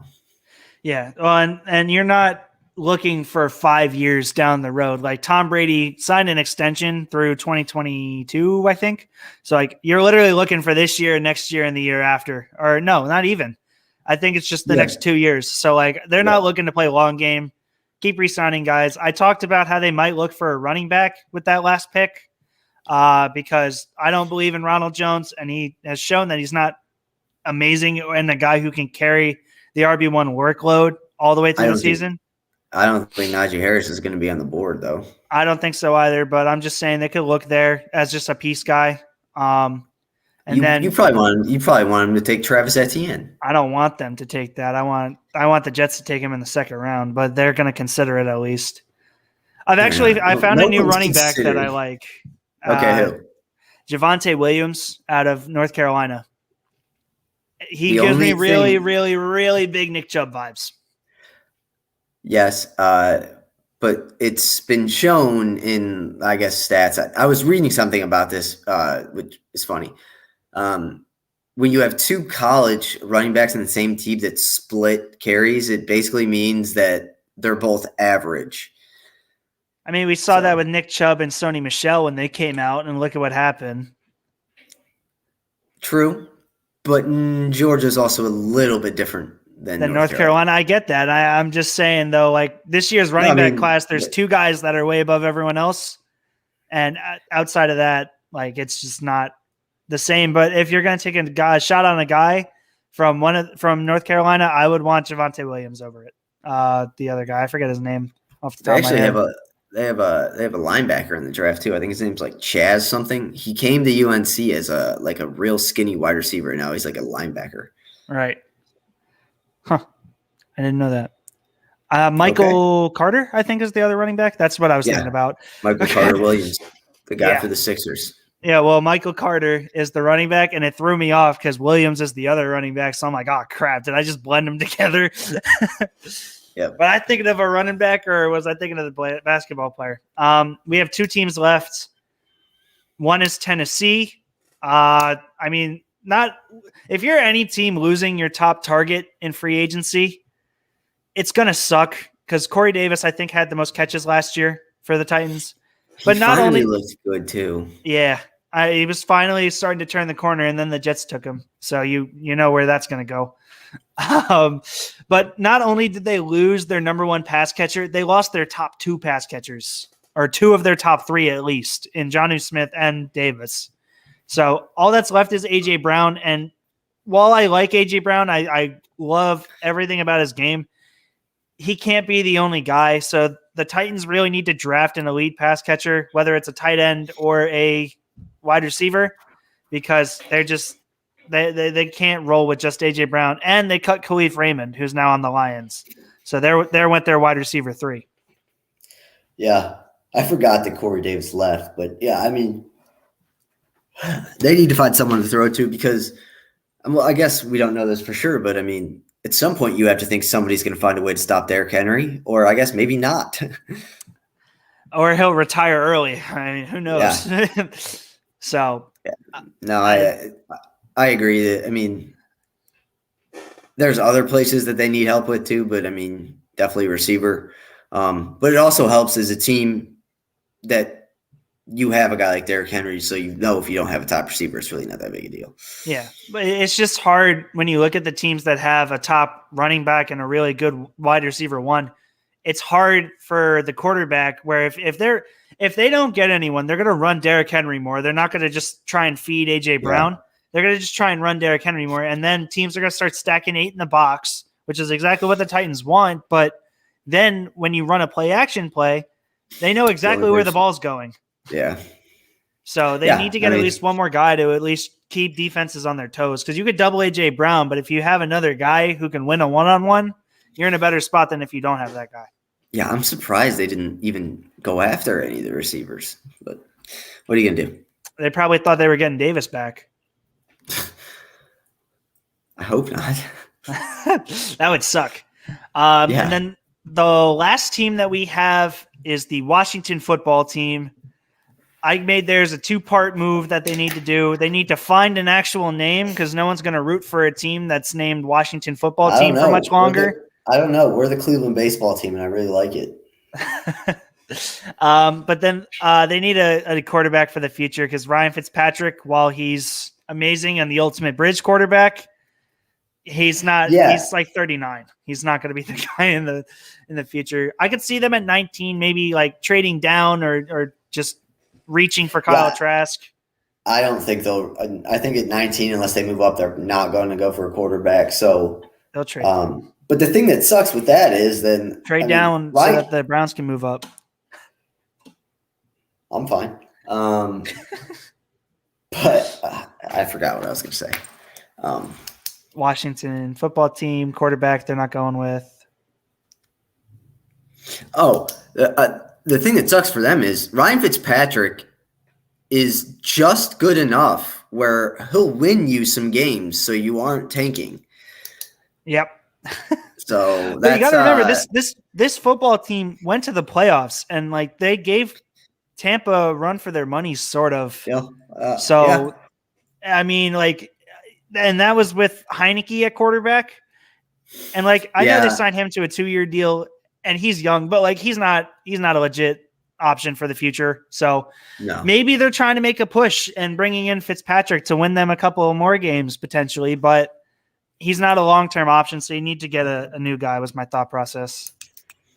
Yeah, I feel that. That's it for us. Yeah. Oh my God, that was 30 teams. Okay, I feel like we made at least a good. There were only a couple teams we really didn't have advice for, and those teams that we didn't really have advice for, well, they don't deserve advice. So, yeah, I mean, I put that in there, and I put like for the Eagles and Texans were the 2 teams overall that I was like, you just need to pray that this is working. Like, they just both of the teams blew up their teams. are trying to rebuild. Like, there's nothing you can really say for that because they're not going to win anytime soon. I mean, I'm still just flabbergasted at the Raiders offseason. Like, It's horrible. there was no rhyme or reason for anything. It's like he was like rolling a dice and just He was playing D&D and was just following what's going on. Like I said, I thought the Yannick Ngakoue signing was fantastic for them, but everything else sucked. I mean, Kenny Drake made no sense. Nope. Yeah, I don't know. I mean, that's what happens when you have a draft analyst or like a media expert as the GM of your team. So, whatever. We all know it. The only other news I have for today is the number one recruit for basketball today, Chet Holmgren, committed to Gonzaga today. I'm done with Gonzaga. I really want them to go back to mediocrity. I don't care about them anymore. Like, just go back to the West Coast. Like, no one wants you here. You can't win a national championship. Go away. So I'm done with Gonzaga. Like that. I mean, that's cool. They had a good year. Like, whatever. But I'm done with them. They need to go back to Spokane and stay there. Well, there you have it. I mean, geez. Which also brings up another terrible news for me. North Carolina might be in trouble this year. They basically all their commits decommitted. Yeah. And the biggest signing so far is a transfer from Virginia who scored 2.7 points per game. So it's looking good for us. Looking really good for us. No, but really they need to hope that Day'Ron Sharp doesn't go pro. But that's about it. So I'm thinking we'll try and work out the live show maybe next week or start working on that. But then what do we want to do Thursday? Mock draft. Why don't we do a mock draft? Yeah, we'll do a mock draft. All right. Sounds good. We'll use the PFN simulator. We'll take over a couple of teams each, and we'll just go from there. Absolutely. So make sure you turn in Thursday. I'll put it out on Facebook. Tom will put it out, whatever. And like it says in here, you can download and subscribe and like us. It's on Spotify. So definitely do that. But yes, it is officially draft season. It is officially upon us. So we are going heavy at the draft. So anything else, Tom? Let's go Dogs, baby. We got finals next week. Let's keep up the energy. There's no energy. There is no energy. I have none.